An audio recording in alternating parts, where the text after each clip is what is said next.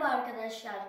Bugün sizlerle birlikte babamın yeni aldığı robot süpürgeyi inceleyeceğiz. Arkadaşlar Philips XU7100 markası. Arkadaşlar Philips marka XU7100 serisi.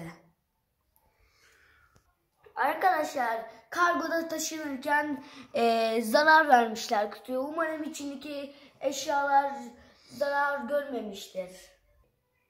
Arkadaşlar bu siyahı, bu da beyazı. Beyazı daha güzel olduğu için biz beyazı tercih ettik.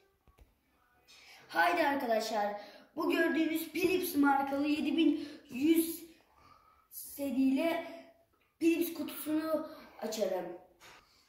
Arkadaşlar ilk öncelikle nereden açıldığını bulmamız gerek. Buradan açılıyormuş. Şöyle alalım bunu. Üste açalım. Böyle bir mavi, bir açık mavi, kapalı mavi bir zemin karşılıyor. Arkadaşlar şimdi açıyoruz. Yine burada bizi bir şey karşılıyor. Bunları alıyoruz. Bunlar kutu. Şunları buraya koyalım. Arkadaşlar şunu çıkardık. Şimdi içindekilere bakacağız. Arkadaşlar bu gördüğünüz şey gibi o da çok şık ve çok güzel gözüküyor. Etrafını size döndüreyim. Etrafını da göstereceğim. Şimdi bakın arkadaşlar, altına bakın.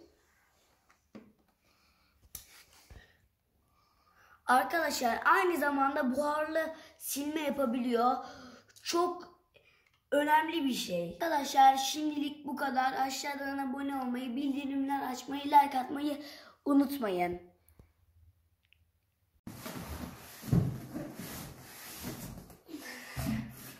Çok ağırmış arkadaşlar. Şimdi bunu çıkarıyorum.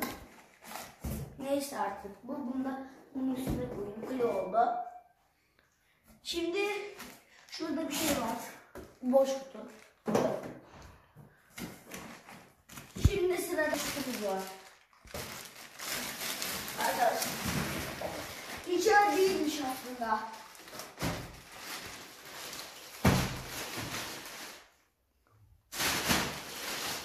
Arkadaşlar içinden alıyoruz.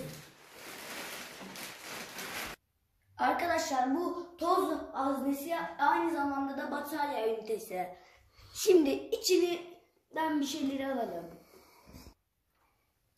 Arkadaşlar buraya basınca açılıyor, gördüğünüz zaten.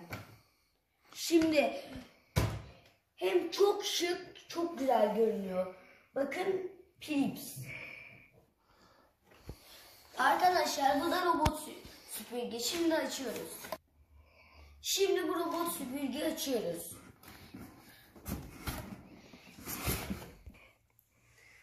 Şimdi çıkar.